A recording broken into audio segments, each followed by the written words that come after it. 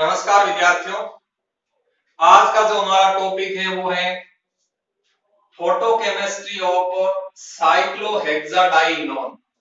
आज इस वीडियो में हम साइक्लोहेक्साडाइनोन की फोटोकेमिस्ट्री के बारे में पढ़ेंगे। तो देखिए, जब साइक्लोहेक्साडाइनोन यूवी लाइट का अवशोषण करता है तब इसके अंदर एक इंट्रामोलिकुलर रीअरेंजमेंट संपन्न होता है। इस इंट्रामोलिकुलर रीअरेंजमेंट की जो मैकेनिज्म है वह जिमरमान के द्वारा दी गई। यानी जब साइक्लोहेक्साडाइनोन यूवी लाइट का अवशोषण करता है तब इसके अंदर इंट्रामोलिकुलर रीअरेंजमेंट संपन्न होता है।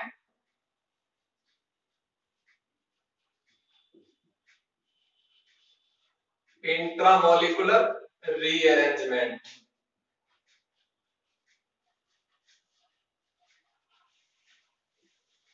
यानी जब साइक्लोहेक्साडाइनोन के द्वारा यूवी लाइट का अवशोषण किया जाता है तब साइक्लोहेक्साडाइनोन के अंदर इंट्रामोलिकुलर रीअरेंजमेंट संपन्न होता है।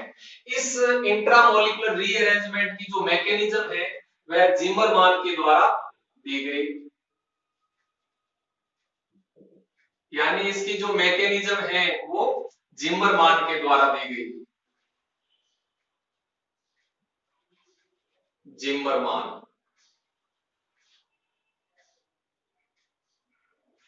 ठीक, अब देखो किस तरह से जब साइक्लोहेक्साडाइनोन यूवी लाइट का अवशोषण करता है तो किस प्रकार से इसके अंदर इंट्रामोलिकुलर रीअरेंजमेंट होता है। इंट्रामोलिकुलर रीअरेंजमेंट से कौन सा प्रोडक्ट बनता है इसके बारे में देखो। तो सबसे पहले हम इसकी रिएक्शन देखते हैं। देखो, रिएक्शन के बाद हम इसकी मैकेनिज्म देखेंगे।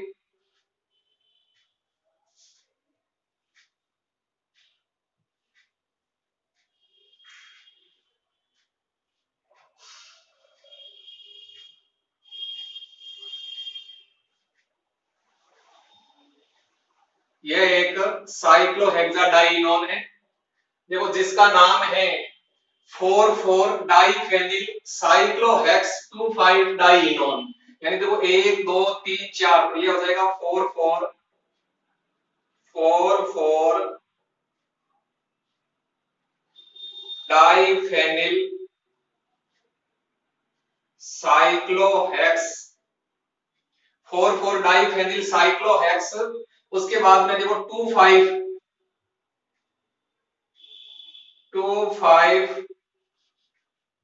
डाइइनोन।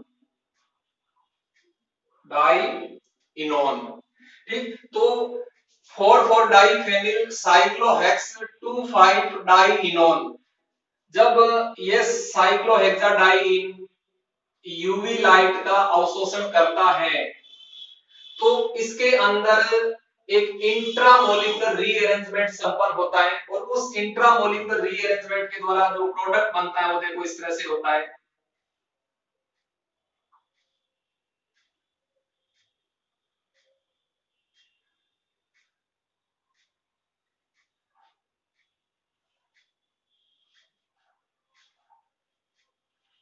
ये प्रोडक्ट बनता है। ठीक, अब देखो यहां ये जो प्रोडक्ट बना है इंट्रामोलिकुलर रीअरेंजमेंट के द्वारा, यह प्रोडक्ट अनस्टेबल होता है। अनस्टेबल होता है। तो अनस्टेबल होने के कारण इस प्रोडक्ट के अंदर, क्योंकि यहां यूवी लाइट की प्रेजेंस में इस प्रोडक्ट के अंदर फिर रीअरेंजमेंट हो जाता है। ठीक, क्योंकि यहां देखो 4,4-डाइफेनिल साइक्लोहेक्स 2,5-डाइइनोन जब यूवी लाइट का अवशोषण करता है तो इसके अंदर इंट्रामोलिकुलर रीअरेंजमेंट होता है और ये प्रोडक्ट बन जाता है।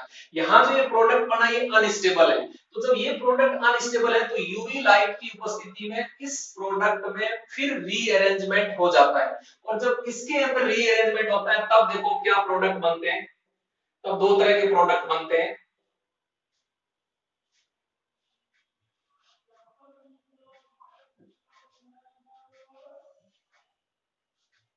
एक तो ये प्रोडक्ट बनता है और दूसरा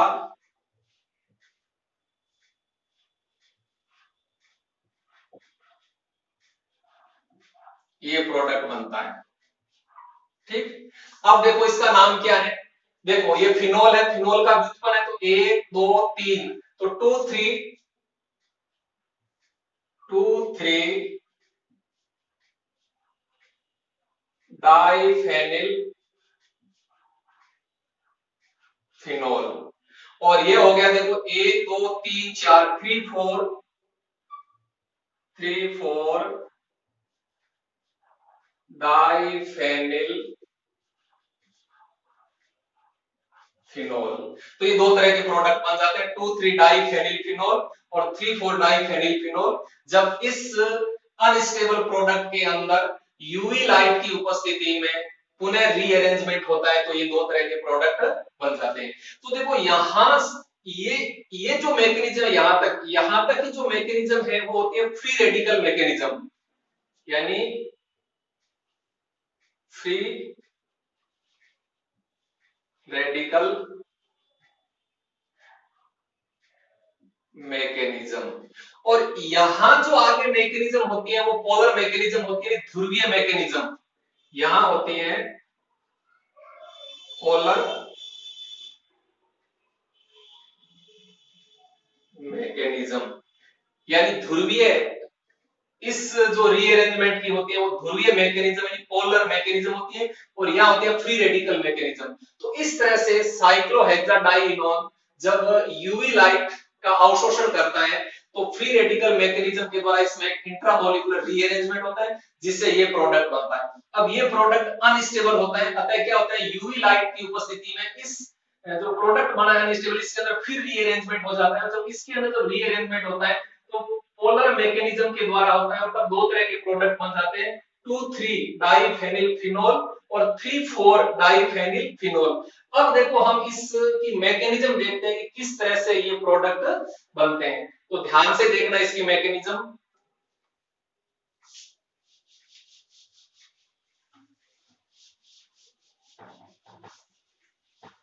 तो मैकेनिज्म देखो,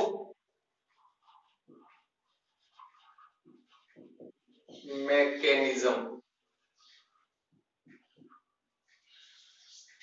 तो देखो ये साइक्लोहेक्साडाइइनोन है,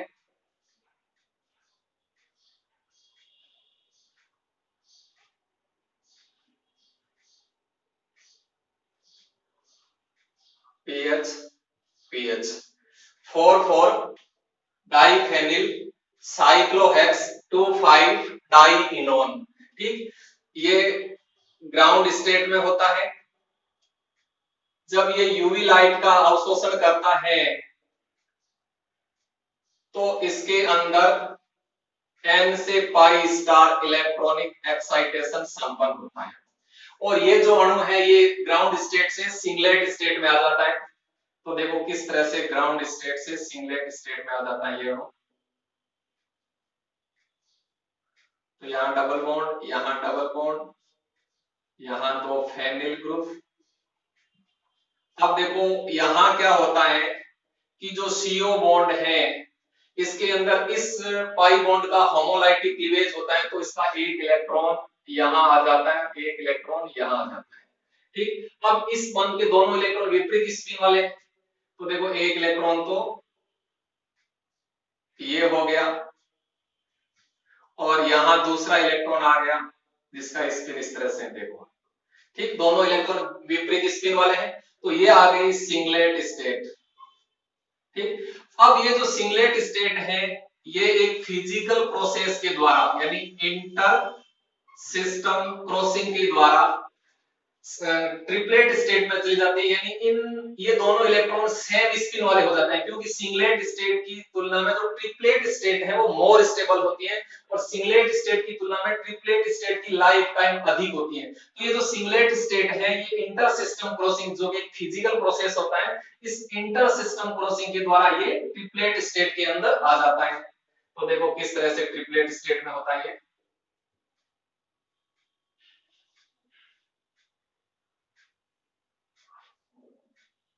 यहाँ डबल बॉन्ड है ही, यहां दो फेनिल ग्रुप। ठीक, अब देखो इन दोनों इलेक्ट्रॉनों का स्पिन क्या हो जाएगा, सेम हो जाएगा।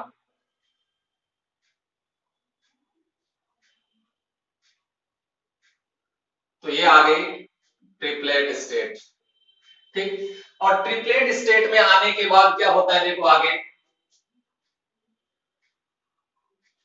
अब क्या होगा, अब इस बॉन्ड का होमोलाइटिक क्लीवेज होगा इस तरह से, और इस बॉन्ड का भी होमोलाइटिक क्लीवेज होगा इस तरह से। ठीक, तब क्या होगा, देखो जब इस बॉन्ड का होमोलाइटिक क्लीवेज होगा तो एक इलेक्ट्रॉन यहां आएगा, एक इलेक्ट्रॉन यहां आएगा, तो यहां क्या बन जाएगा, डबल बॉन्ड। ठीक, और इस बॉन्ड का होमोलाइटिक क्लीवेज एक इलेक्ट्रॉन यहां, एक इलेक्ट्रॉन यहां, तो यहां वाला इलेक्ट्रॉन और यहां वाला इलेक्ट्रॉन यहां बॉन्ड बन जाएगा, ये इलेक्ट्रॉन और ये इलेक्ट्रॉन यहां बॉन्ड बन जाएगा। तो देखो आगे वाली कंडीशन क्या बन जाती है, आगे वाली कंडीशन इस तरह से आ जाती है, ध्यान से देखना।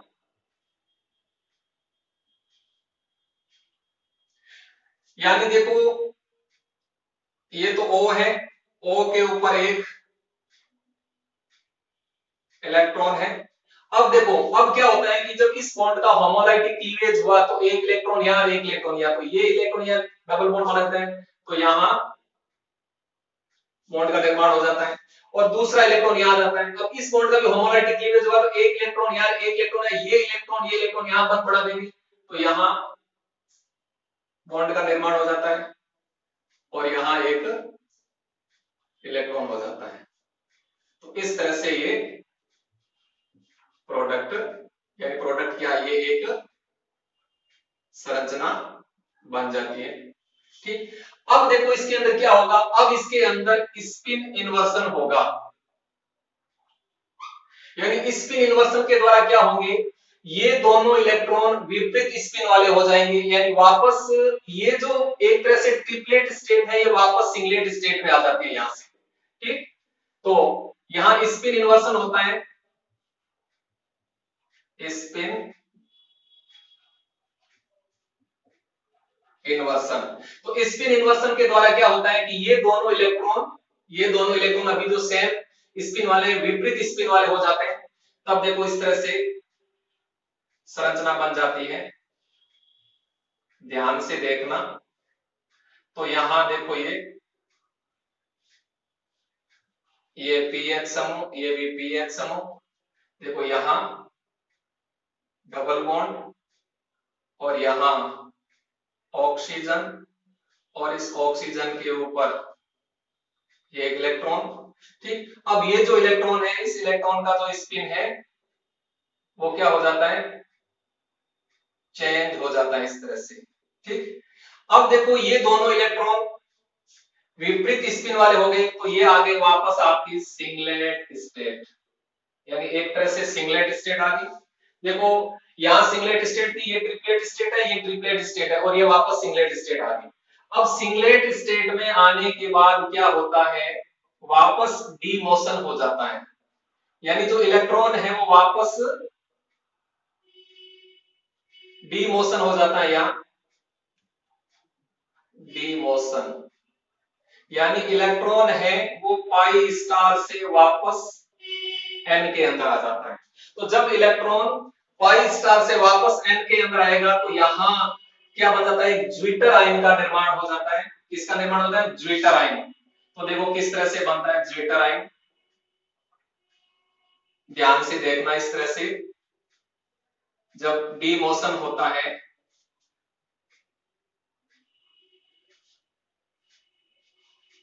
पीएच, यहां देखो पीएच है, अब यहां देखो डबल बॉन्ड है। ठीक, अब यहां से क्या हो जाता है कि जब वापस जो इलेक्ट्रॉन जो था वो वापस इलेक्ट्रॉन यहां आ जाते हैं, दोनों इलेक्ट्रॉन, तो यहां O पे आ जाता है नेगेटिव चार्ज, O के ऊपर नेगेटिव चार्ज आ जाता है, और यहां आ जाता है पॉजिटिव चार्ज, तो ये बन जाता है ज्विटर आयन। क्या बन जाता है, ज्विटर आयन।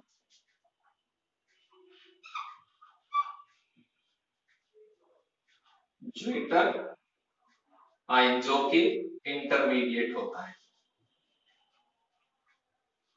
Intermediate mediate. अब देखो यहां जो ज्विटर आयन बना है, इस ज्विटर आयन से क्या हो जाता है, इस ज्विटर आयन से प्रोडक्ट बन जाता है, इस ज्विटर आयन के द्वारा प्रोडक्ट बन जाता है। देखो प्रोडक्ट कैसे बनता है, ये नेगेटिव चार्ज यहां आ जाता है तो ये पाई बॉन्ड यहां आ जाता है, और जब ये पाई बॉन्ड यहां आता है तो ये जो आपका बॉन्ड है ये बॉन्ड यहां से शिफ्ट होकर के, यानी यहां से ये बॉन्ड यहां आ जाता है, यानी कहने का अर्थ है ये जो बॉन्ड है ये यहां से यहां आ जाता है, ठीक। क्योंकि ये नेगेटिव चार्ज यहां से डबल बॉन्ड आ जाएगा, ये डबल बॉन्ड यहां आ जाता है तो यहां से ये बॉन्ड टूट करके यहां आ जाता है। तब देखो आगे वाली संरचना किस तरह से बन जाती है, आगे वाली संरचना आपकी इस तरह से बन जाती है।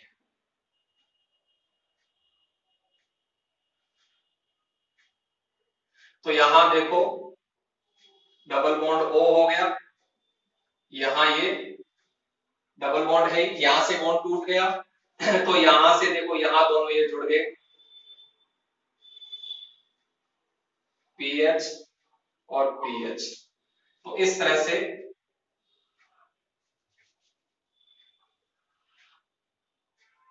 ये प्रोडक्ट बन जाता है।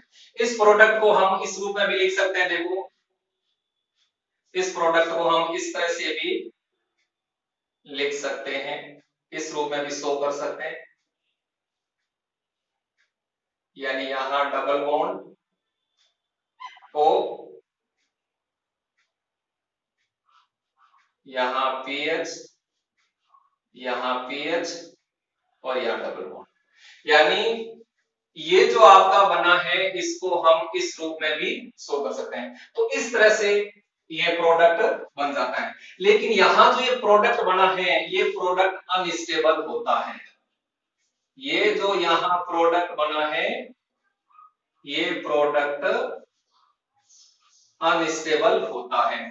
तो अनस्टेबल होने के कारण फिर देखो क्या होता है, यूवी लाइट की प्रेजेंस में इसके अंदर फिर रीअरेंजमेंट होता है। तो अब इसके अंदर जो रीअरेंजमेंट होगा वह रीअरेंजमेंट पोलर मैकेनिज्म के द्वारा संपन्न होगा। तो देखो इस तरह से इसके अंदर फिर आगे रीअरेंजमेंट किस तरह से होता है, देखो पोलर मैकेनिज्म के द्वारा होता है। तो वो देखिए इसके अंदर, क्योंकि ये जो प्रोडक्ट बना है अनस्टेबल है, तो इसके अंदर यूवी लाइट की उपस्थिति में फिर रीअरेंजमेंट हो जाता है और पोलर मैकेनिज्म के द्वारा वह रीअरेंजमेंट संपन्न होता है। तो फिर देखो आगे प्रोडक्ट बन जाते हैं। तो आगे देखिए,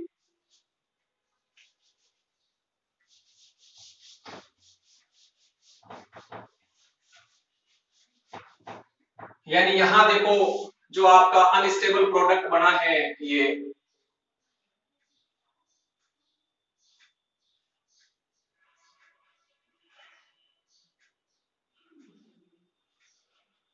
पीएच, पीएच, ये अनस्टेबल प्रोडक्ट बना है। ये जो अनस्टेबल प्रोडक्ट बना है ये क्या करता है, यूवी लाइट की प्रेजेंस में फिर इसके अंदर रीअरेंजमेंट होता है। तो अब जो इसके अंदर रीअरेंजमेंट होगा वो पोलर मैकेनिज्म के द्वारा किस तरह से होगा, देखो इसके अंदर क्या होता है कि ये यहां आ जाता है पाई बॉन्ड, तो ये यहां चला जाता है। तो देखो आगे वाली संरचना किस तरह से बन जाते हैं, ध्यान से देखना।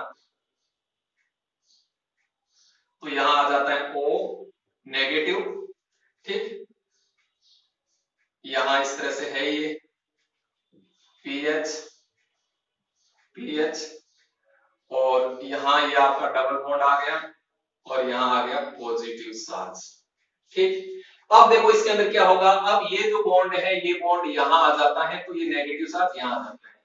तो देखो आगे वाली संरचना किस तरह से बन जाती है, आगे वाली संरचना इस तरह से बन जाती है, ध्यान से देखना।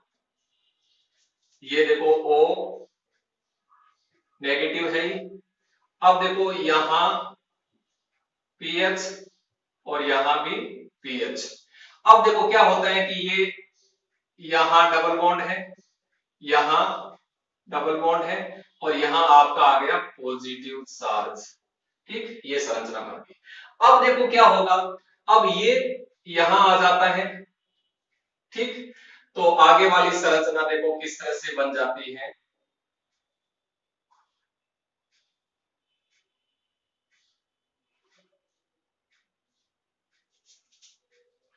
यानी ये आ जाता है O नेगेटिव, और यहां देखो पीएच, यहां भी पीएच। अब देखो यहां क्या हो गया, यहां आ गया डबल बॉन्ड, और यहां आ गया आपका डबल बॉन्ड पॉजिटिव चार्ज, यहां आपका डबल बॉन्ड है। यानी क्या हुआ है, देखो ये जो बॉन्ड यहां आ गया तो पॉजिटिव यहां आ गया। अब क्या होगा, देखो अब ये यहां आ जाता है, तो पॉजिटिव चार्ज यहां आ जाता है, तो देखो इससे आगे वाली जो संरचना बन जाती है वो इस तरह से बन जाती है।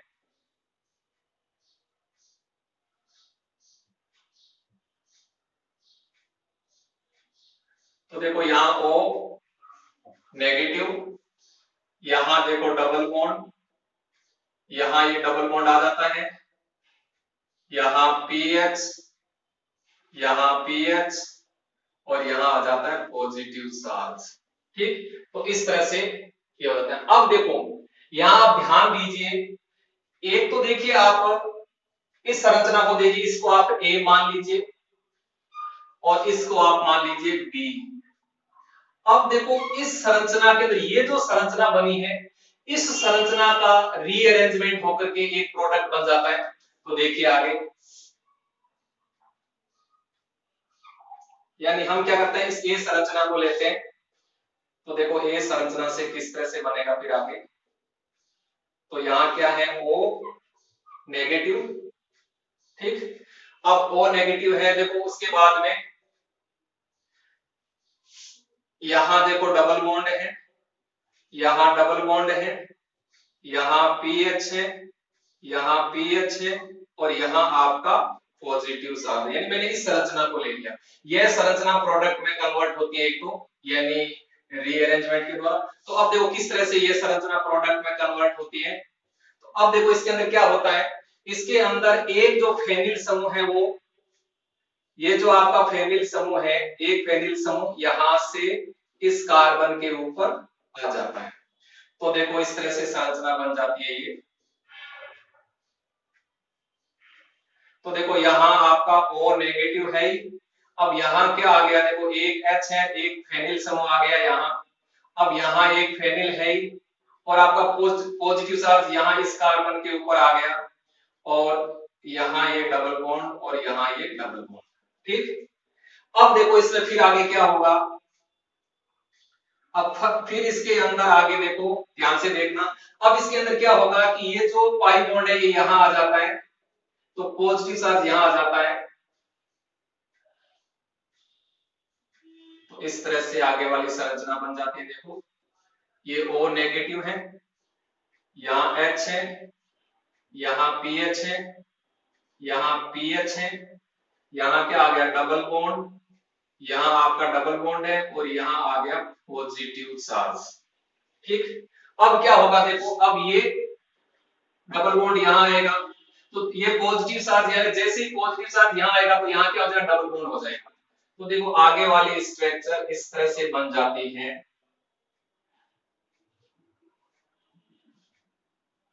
यानी यहां हो गया आपका डबल बॉन्ड, ठीक। अब यहां देखो क्या हो गया, यहां जो डबल बॉन्ड हो गया, तो यहां ये डबल बॉन्ड, यहां डबल बॉन्ड, यहां H, यहां PH, और यहां BH हो गया। ठीक, अब जो इसका कीटो फॉर्म है, ये कीटो फॉर्म इनोल फॉर्म के अंदर आ जाता है। तो किस तरह से, देखो ये यहां आ जाता है, तो ये यहां चला जाता है, और H इसके ऊपर जुड़ जाता है। तो इस तरह से आपका एक स्टेबल प्रोडक्ट बन जाता है। तो यहाँ पीएच और यहाँ पीएच, ये प्रोडक्ट बन जाता है। इसका नाम है 2,3 डाइफेनिल फिनोल। ठीक, अब देखो इससे कौन सा प्रोडक्ट बनेगा, ये जो आपका ध्रुवीय संरचना है बी, इससे देखो कौन सा प्रोडक्ट बनेगा। तो ध्रुवीय संरचना बी को लेते हैं हम। देखो ये बी है आपकी, देखो यहाँ O पे नेगेटिव, यहां देखो डबल बॉन्ड, उसके बाद में यहां डबल बॉन्ड, यहां पीएच, यहां पीएच, और यहां आपका पॉजिटिव चार्ज है। ठीक, यानी हमने क्या किया, इस बी ध्रुवीय संरचना को लिया, अब इसके अंदर रीअरेंजमेंट होता है। तो देखो इसके अंदर रीअरेंजमेंट से क्या होगा, अब इसके अंदर एक फेनिल समूह क्या करता है, यहां से इस कार्बन पे आ जाता है इस तरह से, ठीक। तो अब आगे वाली संरचना देखिए, तो आगे वाली संरचना इस तरह से बन जाती है, देखो यहाँ आपका O नेगेटिव है, ठीक, यहाँ डबल बॉन्ड है, यहाँ भी डबल बॉन्ड है। अब यहां से देखो क्या हो जाता है, यहाँ ये पीएच है और एक पीएच यहाँ आके जुड़ गया, एक एच और एक पीएच हो गया यहाँ, और यहाँ आपका हो गया पॉजिटिव चार्ज, ठीक, इस तरह से, क्योंकि एक पेनिस में पॉजिटिव चार्ज यहाँ आ गया। अब देखो इससे आगे क्या होगा, इससे आगे देखो ये आपका डबल बॉन्ड यहाँ आ जाएगा, तो पॉजिटिव चार्ज यहाँ आएगा, जैसे पॉजिटिव चार्ज यहाँ आएगा यहाँ डबल बॉन्ड का निर्माण हो जाएगा। तो देखो आगे वाली संरचना ये बन जाती है, ये यहाँ आ जाता है डबल बॉन्ड, ठीक, यहाँ डबल बॉन्ड, यहाँ डबल बॉन्ड, और यहाँ आपका पीएच है, यहाँ आपका एच है और यहाँ पीएच है। तो ये आपका कौन सा फॉर्म हो गया, कीटो फॉर्म, यानी इसकी तरह कीटो फॉर्म हो गया। अब ये जो कीटो फॉर्म है ये इनोल फॉर्म में चेंज हो जाता है टोटोमेराइजेशन के द्वारा। अब इनोल फॉर्म कैसे होगा, देखो ये जो बॉन्ड है ये बॉन्ड यहाँ आ जाएगा, तो ये बॉन्ड यहाँ चला जाएगा, तो ये बॉन्ड यहाँ आ जाएगा, और ये जो H है इसके ऊपर आके जुड़ जाएगा, तो ये एक स्टेबल प्रोडक्ट बन जाता है यहाँ इस तरह से। देखो यहाँ हो जाएगा OH, यहाँ PH और यहाँ PH। तो इस तरह से देखो ये तो बन गया 3,4 डाइफेनिल फिनोल, 3,4 डाइफेनिल फिनोल। तो इस तरह से साइक्लोहेक्साडाइनोन में इंट्रामोलिकुलर रीअरेंजमेंट संपन्न होता है। तो इसकी मैकेनिज्म को विशेष रूप से ध्यान में रखना, यानी जब साइक्लोहेक्साडाइनोन की जब फोटोकेमिकली इरेडिएशन करवाते हैं तो इसमें पहले इंट्रामोलिकुलर रीअरेंजमेंट होता है, और वो जो पहला इंट्रामोलिकुलर रीअरेंजमेंट है वो फ्री रेडिकल मैकेनिज्म से होता है, वहां जो प्रोडक्ट बनता है वो अनस्टेबल होता है। फिर उस प्रोडक्ट के अंदर फिर यूवी लाइट की प्रेजेंस में इंट्रामोलिकुलर रीअरेंजमेंट होता है और वो पोलर मैकेनिज्म के द्वारा संपन्न होता है। इस तरह से देखो ये जो प्रोडक्ट बना था फ्री रेडिकल मैकेनिज्म के द्वारा, तो ये प्रोडक्ट अनस्टेबल है, तो इस प्रोडक्ट से वापस क्या होता है, देखो इंट्रामोलिकुलर रीअरेंजमेंट होता है। लेकिन ये अब जो दूसरा इंट्रामोलिकुलर रीअरेंजमेंट है वो पोलर मैकेनिज्म के द्वारा होना है इस तरह से। तो देखो पोलर मैकेनिज्म के द्वारा जो अनस्टेबल प्रोडक्ट बना था ये, इसके अंदर इंट्रामोलिकुलर रीअरेंजमेंट होता है यूवी लाइट की प्रेजेंस में, वो होता है पोलर मैकेनिज्म के द्वारा। तो ये प्रोडक्ट बनते हैं, तो ये प्रोडक्ट 2,3 डाइफेनिल फिनोल और एक होता है 3,4 डाइफेनिल फिनोल, ये दोनों स्टेबल प्रोडक्ट बन जाते हैं। तो धन्यवाद, थैंक यू।